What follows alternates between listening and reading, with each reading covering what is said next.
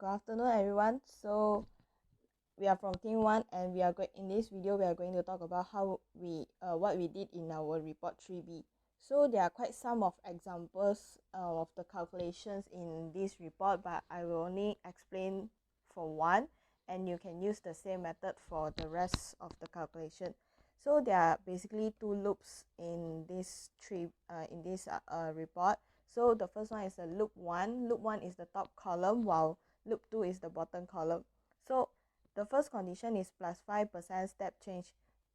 Then how we calculate is by using method 2, we need to find the KP.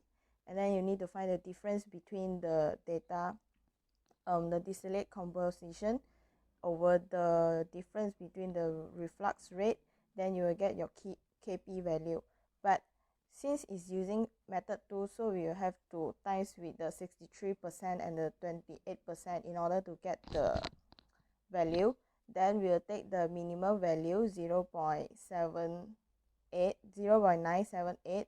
Then you plus the value that you get from the 63% and the value you get from the 28%. So once you get the value, then you refer to the graph. Then you can see the time where it is start at the 16 minutes if you compare to the second graph.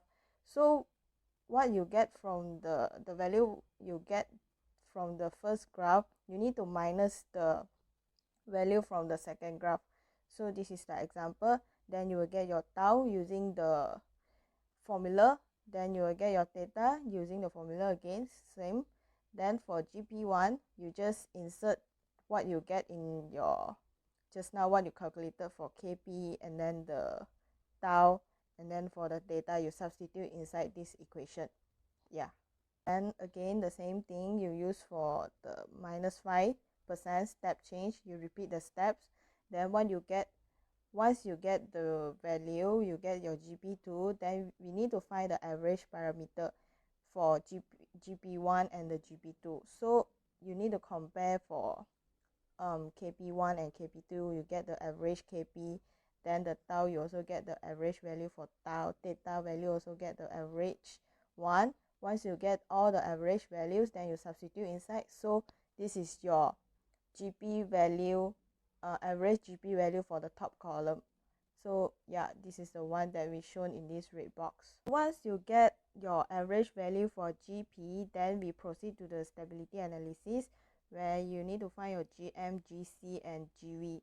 So based on the conditions and the value given by Prof, so we substitute inside for the GM, the 100 minus 0, then you will get 1, and then you get the 15 based on the value given. Then you take the values, you minus, then you get your GV is 0.1515.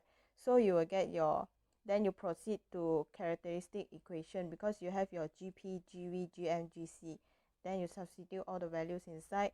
Then using the 1/1 paid approximation, you will get, because your E is negative 4.5, so you have to divide by 2 is 2.25. Then you substitute inside, you get your equation. Then since all the coefficients are positive, so we proceed with rough area. So from here you will proceed with rough area. Then you will get this value, your KC value, the range. So you will get the range of P controllers. Good morning, my name is Sharmila. So today I'm going to explain about the block diagrams. So for the block diagram, we will be having two types of block diagrams. First one is for the loop 1, which is the top column, and then another one is for the loop 2, which is for the bottom column. So to obtain this block diagram, we have to use Simulink. First of all, we have to insert step and then gain, followed by the comparator and then the controller. So the type of controller we are using here is the P controller. And then the GV, for the GV it is equal to KV, and we have to insert the value of KV. And then for the GP, we have to insert the value, we have to insert the equation according to the previous calculation for the top column. And then for the transport delay, we have to insert the time delay that we have calculated. Same goes to the transport delay 1. And then for the GD, we also need to insert the equation that we have calculated previously. And then for the GM is equal to KM, which is equal to 1, so we have to insert the value over here, and the final outcome is this for the block diagram for top column. Same goes to the block diagram for the second loop. We have to insert all the values according to the calculation from the bottom column. For the tuning part, we use offline Cohen-Coon tuning method for tuning of top column. Tuning of the top column, we need to firstly to find GPRC, which the formula is GP average times GM times GV, and you get the answer by 0.003939 exponential to power negative 4.5 f over 64.5 s plus 1, where the k value is 0.003939 with the tau 64.5 and theta 4.5. For the P controller, by substitution the k value, tau and theta, you will get the answer 3723.4493 kmol per. While for the PI controller, by the substitution the given value, you will get the answer 3296.0988 kmol per minute. And tau 1, we get the answer 13.0.772 minute.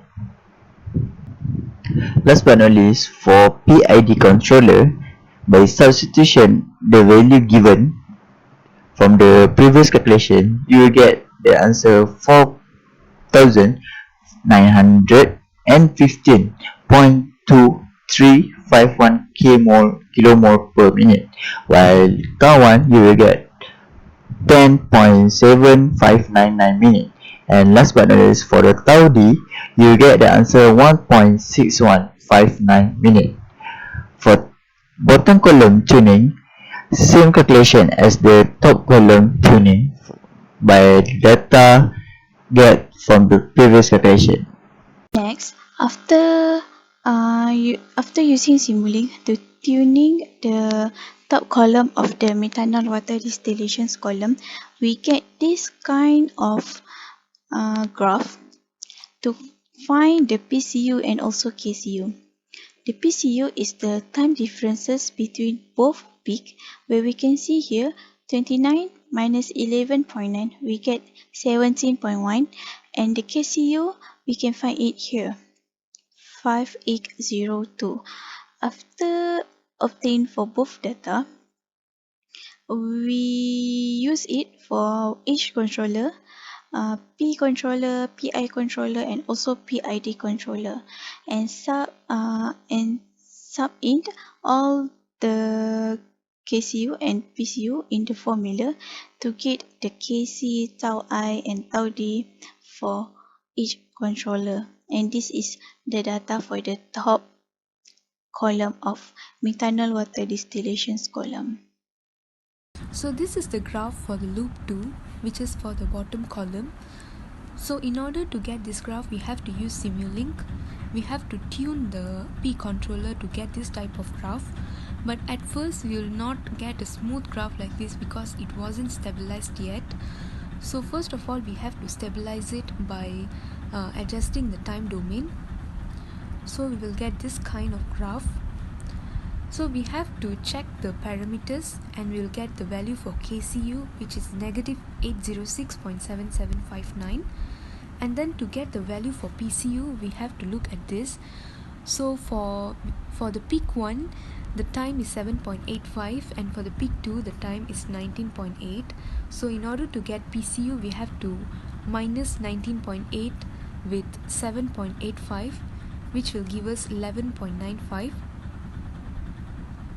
So to calculate the value of KC for the P controller, we have to times the KCU with 0.5, so we'll get negative 403.388.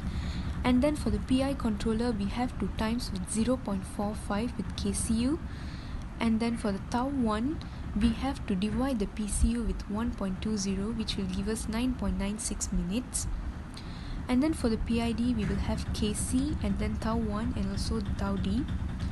So for the KC, we have to times with 0.6 with KCU, and also for the tau 1, we have to divide PCU with 2.0, and then for the tau D, we have to divide the PCU with 8, which will give us 1.494 minutes. For the comparisons between offline Cohen-Coon and online Ziegler-Nichols, there are differences in the data for the KC, tau I and tau D for all controller. We can see there are differences for both top column and also bottom column. For the conclusion, based on the results we obtained between offline Cohen-Coon and online Ziegler-Nichols method, both tuning method for KC obtained are within the range of KC calculated in stability analysis. PID controller is chosen in loop 1 because it has highest value of KC. In loop 2, PI controller is preferred because it has highest value of KC2. The higher the KC value, the faster the response of the controller given.